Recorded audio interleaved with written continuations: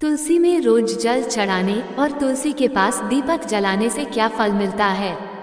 एक बार की बात है, देवी सत्यभामा भगवान श्री कृष्ण के पास आती है और उनसे पूछने लगती है, हे स्वामी, आप नित्य तुलसी को जल देते हैं और देवी रुक्मणी नित्य तुलसी के पास दीपक जलाती हैं। इसके पीछे क्या रहस्य है? कृपया आप मुझे तुलसी को जल देने और तुलसी के पास दीपक जलाने का महत्व सुनाइए। भगवान श्री कृष्ण कहते हैं, हे देवी सत्यभामा, तुमने अत्यंत महत्वपूर्ण प्रश्न किया है। देवी तुलसी लक्ष्मी का ही अवतार है। देवी तुलसी भगवान विष्णु को अत्यंत प्रिय है, इसलिए यह मुझे भी सबसे अधिक प्रिय है। मासों में कार्तिक और वनस्पतियों में मुझे तुलसी प्रिय है। जो भी मनुष्य तुलसी को जल देता है, उस पर मेरी कृपा सदैव बनी रहती है। जो भी मुझे तुलसी पत्र डालकर भोग चढ़ाता है, मैं उसे प्रेम से स्वीकार करता हूँ। तुलसी पत्र के बिना मैं किसी भी प्रकार का भोग स्वीकार नहीं करता हूँ। हे देवी, अब मैं तुम्हें तुलसी को जल देने और तुलसी के पास दीपक जलाने का महत्व सुनाता हूँ, इसीलिए तुम इस कथा को ध्यान से सुनो। जो भी स्त्री इस कथा को ध्यान से पूरा सुनती है, वह सदा सुहागन रहती है। उसके घर में सुख समृद्धि आती है और दरिद्रता का नाश होता है। देवी सत्यभामा कहती है, हे स्वामी, मैं इस कथा को ध्यान से पूरा सुनूंगी, कृपया आप मुझसे वह कथा कहिए। तब भगवान श्री कृष्ण देवी सत्यभामा को वह कथा सुनाने लगते हैं। भगवान श्री कृष्ण कहते हैं, हे देवी, मध्य देश में श्याम शर्मा नाम का एक वैश्य अपनी पत्नी के साथ रहा करता था। वैश्य के पास किसी चीज की कोई कमी नहीं थी। ईश्वर की कृपा से उसके पास सब प्रकार के सुख ऐश्वर्य थे, किंतु उस वैश्य की कोई संतान नहीं थी, जिस कारण से वह सदैव ही दुखी रहा करता था। उसे वैद्य ने संतान प्राप्ति के लिए कई उपाय बताए। उसने दान धर्म किया, अनेक प्रकार के वैद्य भी बुलाए, उनसे नाना प्रकार के उपचार भी किया, किंतु फिर भी उसे कोई संतान नहीं हो रही थी। फिर एक दिन वह वैश्य महामुनि वशिष्ठ जी से मिलने के लिए उनके आश्रम पर जाता है। मुनि वशिष्ठ श्याम शर्मा का स्वागत करते हैं और कुशल मंगल पूछते हैं। तब वह श्याम शर्मा मुनि वशिष्ठ जी से कहता है, हे मुनिवा, मैं अत्यंत दुखी हूँ, मेरी कोई संतान नहीं है और संतान के बिना मेरा उद्धार कैसे होगा। मैंने संतान प्राप्ति के लिए अनेक उपाय भी किया, किंतु मुझे संतान नहीं हो रही है। कृपया आप ही बताइए कि मुझे किस कारण से पुत्र की प्राप्ति नहीं हो रही है। क्या मुझसे जाने अनजाने में कोई पाप हुआ है? तब मुनि वशिष्ठ जी अपनी दिव्य दृष्टि से श्याम शर्मा के पूर्व जन्म के बारे में जान लेते हैं। वशिष्ठ जी कहते हैं, हे वत्स, पिछले जन्म में तुम्हारे द्वारा घोर पाप हो गया था, इस कारण से तुम्हें इस जन्म में संतान सुख प्राप्त नहीं हो रहा है। श्याम शर्मा कहता है, हे मुनिवर, कृपया मुझे बताइए, पिछले जन्म में मुझसे कौन सा पाप हुआ था और उस पाप से मुक्त होने के लिए मुझे कौन सा उपाय करना चाहिए। वशिष्ठ जी कहते हैं, हे वत्स, पिछले जन्म में तुमने जो अपराध किया था उसके विषय में सुनो। पिछले जन्म में तुम एक अहंकारी वैश्य थे। तुम्हारा जन्म धनवान कुटुंब में हुआ था। तुमने पिछले जन्म में एक गाय को अत्यंत दुख दिया था। एक दिन एक गाय भूख और प्यास से व्याकुल होकर तुम्हारे द्वार पर आई थी, किंतु तुमने उस गाय को न रोटी खिलाई, न चारा खिलाया और न ही उसे जलपान कराया। तुमने बड़ी ही निर्दयता से उस गाय को अपमानित करके घर से निकाल दिया। उस गाय ने अभी अभी बछड़े को जन्म दिया हुआ था और भूख से व्याकुल होने के कारण वह गाय वहीं पर मूर्छित होकर गिर पड़ी और उस दिन वह अपने बछड़े को दूध नहीं पिला पाए, इसीलिए इस गाय ने तुम्हें श्राप दे दिया था।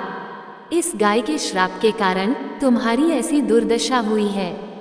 उस गाय के श्राप के कारण तुम्हें इस जन्म में संतान नहीं हो रही है।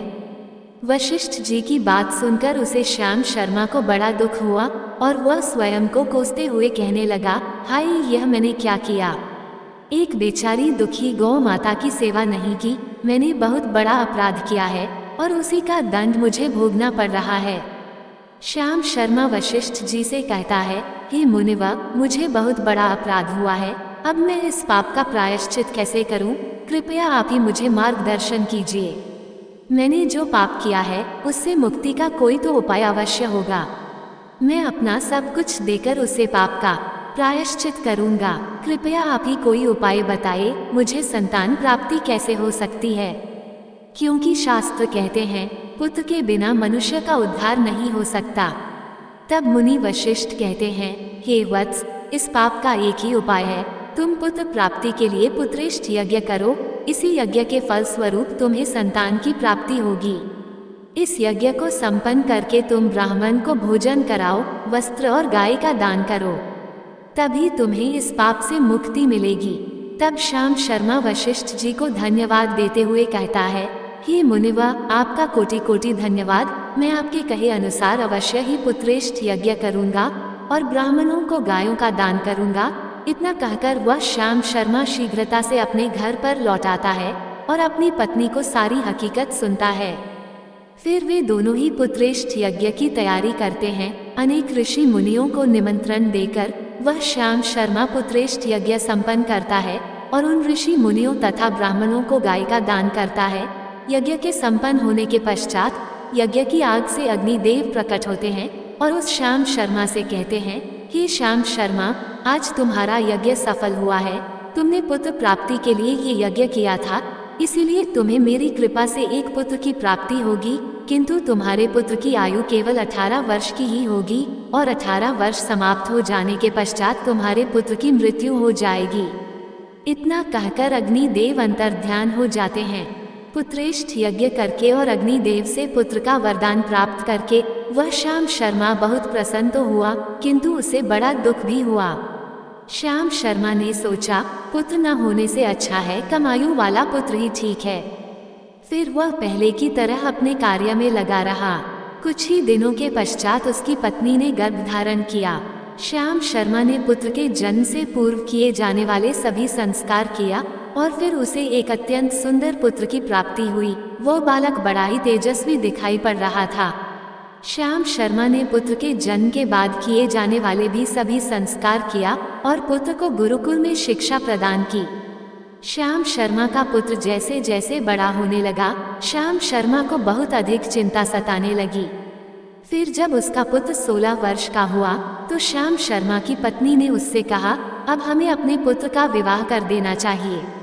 हमारा पुत्र अब विवाह के योग्य हो गया है। श्याम शर्मा ने कहा, हे प्रिय, विधि के विधान के अनुसार हमारे पुत्र की आयु केवल 18 वर्ष की ही है। 18 वर्ष के पश्चात हमारे पुत्र की मृत्यु हो जाएगी, इसलिए हमें इसका विवाह करके किसी कन्या के जीवन को बर्बाद नहीं करना चाहिए। वह तो 2 वर्षों बाद विधवा हो जाएगी, फिर उसे जीवन में अनेक कष्ट सहन करने पड़ेंगे। लेकिन श्याम शर्मा की पत्नी नहीं मानी, वह अपने पुत्र का विवाह होता देखना चाहती थी। श्याम शर्मा की पत्नी कहती है, हे नाथ, कुछ भी हो, मैं अपने पुत्र को अविवाहित मरते हुए नहीं देख सकती। हमारे पास किस चीज की कमी है? हमारी पुत्र वधू इस संपत्ति को प्राप्त करके सुखी जीवन जी सकती है। इसलिए अब आप संकोच न करें और हमारे पुत्र के लिए सुंदर कन्या की खोज करें। अपनी पत्नी के मन के आगे श्याम शर्मा की एक न चली और फिर वह पुत्र के विवाह के लिए मान गया। फिर उसने पास ही के नगर में रहने वाले एक अत्यंत गरीब वैश्य की पुत्री के साथ अपने पुत्र का विवाह संपन्न किया। श्याम शर्मा की बहू का नाम सुभद्रा था। वह अत्यंत गुणवान, चरित्रवान और पतिव्रता नारी थी। वह अपने पति के मृत्यु की बात को नहीं जानती थी। सुभद्रा नित्य अपने सास, ससुर और अपने पति की सेवा करने लगी।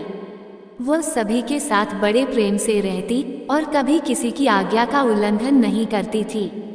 उसने अपनी मधुर वाणी और कार्यकुशलता से सभी के मन को जीत लिया। इस प्रकार से 2 साल बीत गए और फिर वह समय निकट आ गया जब श्याम शर्मा के पुत्र की मृत्यु होने वाली थी। श्याम शर्मा को बड़ा भय लगने लगा।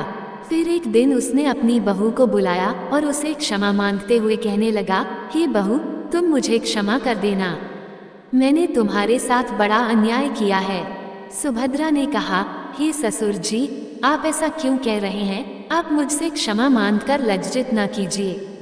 मैं आपसे छोटी हूँ, आपकी पुत्री के समान हूँ। कृपया आप संकोच न करते हुए आपके मन में जो भी बात है वो कहिए, मैं आपकी आज्ञा का पालन अवश्य करूँगी। फिर श्याम शर्मा कहने लगा, हे पुत्री, तुम कल्याणी हो, तुम एक महान पतिव्रता हो, किंतु मेरे पुत्र के साथ तुम्हारा विवाह होने से पूर्व मैंने तुमसे एक बात छुपाई है। हमें पुत्र की प्राप्ति पुत्रेष्ठ यज्ञ करने के बाद हुई थी और अग्निदेव ने हमें ये कहते हुए पुत्र प्राप्ति का आशीर्वाद दिया था कि हमारे पुत्र की आयु केवल 18 वर्ष की होगी। 18 वर्ष के बाद हमारे पुत्र की मृत्यु हो जाएगी। अपने ससुर की बात सुनकर सुभद्रा ने कहा, हे ससुर जी, बस इतनी सी बात, आप चिंता न कीजिए। मैं आपको वचन देती हूँ कि आपकी पुत्रवधू मैं कभी विधवा नहीं होंगी। आपके पुत्र के प्राणों की रक्षा मैं करूँगी। आप बस मुझे एक दीपक, जल का घड़ा और एक गाय लाकर दीजिए। मेरे पति के प्राणों की रक्षा इन्हीं से होगी। सुभद्रा की बात सुनकर श्याम शर्मा को बड़ा आनंद हुआ और वह कहने लगा, हे बहू, जैसी तुम्हारी इच्छा, मैं तुम्हें वह सब चीज लाकर देता हूँ।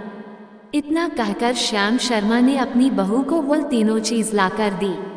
फिर जब वह दिन निकट आ गया जिस दिन सुभद्रा के पति की मृत्यु होने वाली थी, उस दिन सुभद्रा ने सुबह उठते ही तुलसी को जल चढ़ाया और उसे प्रणाम करते हुए तुलसी के पौधे पर एक चुनरी बांध दी और तुलसी माता से प्रार्थना की, हे तुलसी माँ, मैं आपको चुनरी चढ़ा रही हूँ, कृपया अब तुम ही मेरे सुहाग की रक्षा करना।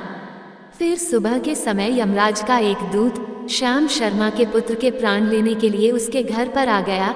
जैसे ही वह घर में प्रवेश करने लगा तब तुलसी के पौधे ने उसे रोक दिया और कहा, हे यमदूत, इस घर में निवास करने वाली स्त्री ने मुझे चुनरी चढ़ाई है और इसलिए अब इसके सुहाग की रक्षा मैं कर रही हूँ। तुम इसके घर में प्रवेश नहीं कर सकते। इतना कहकर तुलसी ने यमराज के उस दूत को घर में जाने से रोक दिया। वह दूत भयभीत होकर सुभद्रा के पति के प्राण लिए बगैर ही यमपुरी लौट गया। यमपुरी में जाकर उसने यमराज से कहा, हे धर्मराज, मैं धरती लोक पर एक पुरुष के प्राण लेने के लिए गया था, किंतु तुलसी के पौधे ने मेरा रास्ता रोका।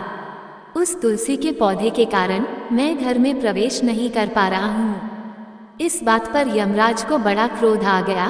फिर उन्होंने अन्य 2 दूतों को बुलाया और कहा, तुम अब शाम के समय सुभद्रा के घर पर जाओ। जब तुलसी का पौधा सो रहा होगा तुम उसके पति के प्राण लेकर यमलोक आ जाओ। फिर शाम के समय यमराज के 2 दूत सुभद्रा के घर की ओर निकल पड़े।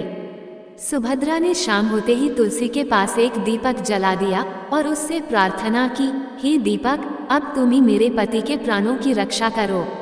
ये के दूत मेरे पति के प्राण देने के लिए आ रहे हैं। फिर शाम हो गई, तुलसी का पौधा सो गया और यमराज के 2 दूत सुभद्रा के घर के सामने आकर खड़े हो गए और सोचने लगे, अब तो इस मनुष्य के प्राण लेकर ही हम यमपुरी लौटेंगे। जैसे ही यम के दूत सुभद्रा के घर में प्रवेश करने लगे, तुलसी के पास लगाए हुए दीपक ने उनका रास्ता रोक दिया और कहा, हे दूतों, तुम अब इस सुभद्रा के पति के प्राण नहीं ले जा सकते। उस स्त्री ने मुझे प्रज्वलित करके उसके पति के प्राणों की रक्षा करने की प्रार्थना की है, इसीलिए अब मैं उसके पति के प्राणों की रक्षा कर रही हूँ। इसलिए तुम आज उसके पति के प्राण नहीं ले जा सकते। तुम यहीं से लौट जाओ, नहीं तो मैं सब कुछ जलाकर भस्म कर दूंगी और मेरी अग्नि में तुम दोनों भी जलकर भस्म हो जाओगे। उस दीपक की बात सुनकर यमराज के दोनों दूत अत्यंत भयभीत हो गए और फिर से लौटकर यमराज के पास चले गए। वहां पर जाकर उन्होंने यमराज को सारा वृतांत सुनाते हुए कहा, हे यमराज, आपकी आज्ञा का पालन करते हुए हम दोनों शाम के समय उस पुरुष के प्राण लेने के लिए गए थे, किंतु तुलसी के पास लगाए हुए दीपक ने हमारा रास्ता रोक दिया, इसीलिए हम खाली हाथ ही लौट आए हैं। ये सुनकर यमराज को बड़ा क्रोध आ गया। फिर उन्होंने अन्य 4 दूतों को बुलाया और कहा, अब तुम सुबह उस सुभद्रा के जागने से पहले जाओ और उसके पति के प्राण लेकर आ जाओ। यमराज की आज्ञा पाकर दूत सुबह सुभद्रा के घर की तरफ जाने लगे, लेकिन इधर सुभद्रा ने रात को ही घर के दरवाजे के सामने जल से भरा हुआ लोटा रख दिया और उससे प्रार्थना की, मेरे पति की रक्षा कीजिए। यम के 2 दूत मेरे पति के प्राण लेने के लिए आ रहे हैं, अब आप ही मेरे सुहाग की रक्षा कर सकते हैं। इतना कहकर वह सुभद्रा सोने के लिए चली गई। इधर यम के दूत सुबह सुभद्रा के जागने से पहले ही उसके घर पर पहुंच गए। जैसे ही वह घर के अंदर प्रवेश करने लगे तब उस लोटे के अंदर भरे हुए जल ने कहा, तुम रुक जाओ, अब तुम इस घर में प्रवेश नहीं कर सकते। ये घर अब मेरी सुरक्षा में है। मैं सुभद्रा के पति के प्राण तुम्हें लेकर जाने नहीं दूंगा। अगर तुमने इस घर में प्रवेश किया तो मैं नरक की अग्नि को बुझा दूंगा, जिसमें सारा नरक लोक डूब जाएगा। ये सुनकर यमराज के बेचारे दूत घबरा गए और एक दूसरे की तरफ देखकर उस स्थान से भाग गए।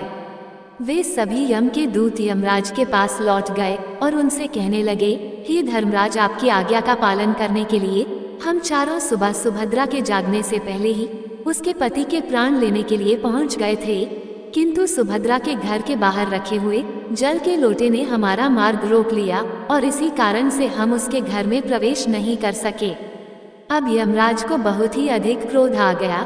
इस बार उन्होंने 8 यमदूतों को बुलाया और कहा, हे यमदूतों, अब शीघ्रता से जाओ और बलपूर्वक उस मनुष्य के प्राण खींचकर यमलोक लेकर आओ। फिर वह 8 यमदूत यमराज की आज्ञा का पालन करते हुए पृथ्वी लोक पर उस सुभद्रा के घर के पास आते हैं तो देखते हैं उस सुभद्रा के घर के सामने एक गाय खड़ी है। सुभद्रा ने यमदूतों के आने से पहले ही अपने घर के सामने गाय को बांध दिया था और गौ माता से विनती की थी, हे गौ माता, आज यमदूत मेरे पति के प्राण लेने के लिए आ रहे हैं, अब आप ही मेरे सुहाग की रक्षा कर सकती हो। हे गौ माता, मैं आपकी शरण में आई हूँ, कृपया मुझे विधवा होने से बचा लीजिए। उस गाय ने कहा, हे पुत्री, तुम चिंता मत करो, तुम्हारे पति के प्राणों की रक्षा मैं स्वयं करूंगी। मेरे होते हुए यम के दूत तुम्हारे घर में प्रवेश नहीं कर पाएंगे, इसलिए तुम चिंता से मुक्त होकर घर में अपने पति की सेवा करो। फिर जैसे ही वे यमदूत घर के अंदर प्रवेश करने के लिए आगे बढ़ते हैं, तब वो गाय उन्हें रोक देती है और कहती है, इस घर में तुम लोग प्रवेश नहीं कर सकते, इस घर की रक्षा मैं कर रही हूँ। मेरे रहते कोई भी इस घर के अंदर प्रवेश नहीं कर सकता। यदि तुमने घर के अंदर प्रवेश करने का प्रयत्न किया तो मैं तुम सभी को श्राप दे दूंगी। अगर तुम्हें इस घर के अंदर प्रवेश करना है तो तुम्हें पहले मेरे प्राण लेने पड़ेंगे और तुम सभी को गौहत्या का पाप लगेगा, जिसका कोई प्रायश्चित नहीं है। वहां पर उपस्थित सभी यमदूत गाय के द्वारा श्राप देने की बात सुनकर भयभीत हो गए। वे जानते थे कि गाय के द्वारा दिए गए श्राप से कोई मुक्त नहीं कर सकता और गौ हत्या तो संसार का सबसे जघन्य अपराध और महापाप है, जिसका कोई प्रायश्चित भी नहीं है। इसीलिए वे सभी वहां से लौटकर यमराज के पास चले गए। यमपुरी जाकर उन यमदूतों ने यमराज को सारा वृतांत सुनाते हुए कहा, हे धर्मराज, उस सुभद्रा के पति के प्राणों की रक्षा एक गाय कर रही है। उस गाय ने हमें श्राप देने की बात कही, इसीलिए हम सभी भयभीत होकर वापस लौट आए हैं। हम में गाय का सामना करने की शक्ति नहीं है। उन यमदूतों की बात सुनकर यमराज आग बबूला हो गए और स्वयं भैंस पर सवार होकर पृथ्वी लोक की ओर निकल पड़े। यमराज अपने भैंस पर सवार होकर उस सुभद्रा के घर के पास चले आते हैं। यमराज को अपने घर के सामने खड़ा हुआ देखकर सुभद्रा भयभीत हो जाती है और जल्दी से आकर यमराज के चरण स्पर्श करके उन्हें नमस्कार करती है और उनकी स्तुति करने लगती है। हे यमराज, आप तो तीनों लोगों के प्राणियों पर कृपा करने वाले महान देवता है। इस संसार के समस्त प्राणियों के पाप और पुण्य का लेखा जोखा आप अपने पास रखते हैं। हे न्याय के देवता धर्मराज, मैं सत्य धर्म का पालन करने वाली पतिव्रता स्त्री हूँ। मैं आपको बारंबार नमस्कार करती हूँ, कृपया मुझे आशीर्वाद दीजिए। सुभद्रा के द्वारा की गई स्तुति से यमराज अत्यंत प्रसन्न होते हैं और उसे अनजाने में ही सदा सुहागन रहो ऐसा कहकर आशीर्वाद देते हैं। फिर जब यमराज सुभद्रा के पति के प्राण ले जाने के लिए आगे बढ़ते हैं तो सुभद्रा कहती है, हे धर्मराज, आपने अभी मुझे सदा सुहागन रहने का आशीर्वाद दिया है और अब आप मेरे पति के प्राण लेने जा रहे हैं, इससे तो आपका आशीर्वाद झूठा साबित हो जाएगा। ये सुनकर धर्मराज रुक जाते हैं और सुभद्रा की ओर देखकर मुस्कुराने लगते हैं। सुभद्रा के निर्मल हृदय और अपने पति के प्रति समर्पण भाव को देखकर यमराज अत्यंत प्रसन्न होते हैं। सुभद्रा की ओर देखकर यमराज कहते हैं, हे पुत्री, आज तुमने साक्षात मृत्यु को ही पराजित किया है। मैं तुम्हारे पतिव्रत धर्म से अत्यंत प्रसन्न हूँ। अब मैं तुम्हारे पति के प्राण छोड़ देता हूँ। तुम्हारी जो भी मनोकामना है वह मुझसे मांग लो। तब सुभद्रा ने कहा, हे धर्मराज, मैं अपने पति के लिए 100 वर्ष की आयु मांगती हूँ। मेरे लिए मेरे पति ही परमेश्वर है। मैं अपने पति को छोड़कर जीवित नहीं रह सकती, इसीलिए आप मुझे यही वरदान दीजिए। तब यमराज प्रसन्न होकर कहते हैं, तथास्तु हे कल्याणी, आज से जो भी स्त्री अपने घर के सामने तुलसी का पौधा लगाती है, तुलसी के पास शाम को दीपक जलाती है, जिस घर के सामने गाय बंधी होती है और जो स्त्री अपने घर के सामने जल का लोटा रखती है, उसके घर में कभी मेरे दूत प्रवेश नहीं करेंगे। इतना कहकर यमराज उस स्थान से अंतर्ध्यान हो जाते हैं। भगवान श्री कृष्ण कहते हैं, हे देवी, इस प्रकार से उस सुभद्रा ने अपने पतिव्रता धर्म का पालन करके उसकी मृत्यु को टाल दिया था। इसीलिए जो भी स्त्री अपने घर के सामने तुलसी का पौधा लगाती है, रोज शाम को तुलसी के पास दीपक जलाती है, उसके घर में मृत्यु प्रवेश नहीं करती है। जिस घर के सामने गाय बंधी होती है, उस घर में कभी दुख दरिद्रता नहीं आती है। जो स्त्री अपने घर के सामने जल से भरा हुआ लोटा रखती है, उसके घर में कभी शोक नहीं होता है। तो दोस्तों, इस प्रकार से भगवान श्री कृष्ण ने देवी सत्यभामा को तुलसी के पास दीपक जलाने का महत्व सुनाया। जय श्री कृष्ण। दोस्तों, आपको ये कथा कैसी लगी कृपया कमेंट करके जरूर बताएं। वीडियो पसंद आया हो तो लाइक करें, कमेंट में जय श्री कृष्ण अवश्य लिखें और ऐसी ही और भी बहुत सारी कहानियों को सुनने के लिए चैनल को सब्सक्राइब जरूर करें। धन्यवाद।